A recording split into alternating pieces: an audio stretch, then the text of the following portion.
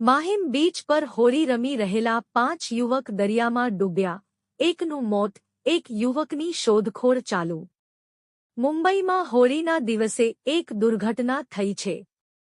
Mahim beach પર હોળી રમી રહેલા 5 યુવક અરબ સાગરમાં ડૂબી ગયા.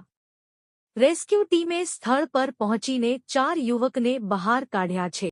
તેમાંથી એકનું મોત થયું છે, જ્યારે એક અન્ય ગંભીર રીતે ઘાયલ છે.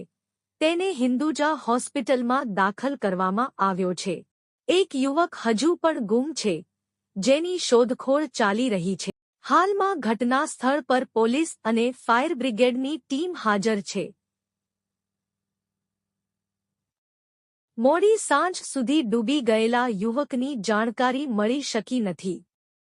ઘટનાથી પરિવારજનોમાં ચિંતાનો માહોલ છે. ઘટના સ્થળ પર લોકોની ભીડ જમા થવા લાગી છે. પોલીસે મૃતકની ડેડબોડીને પોસ્ટમોર્ટમ માટે મોકલી છે.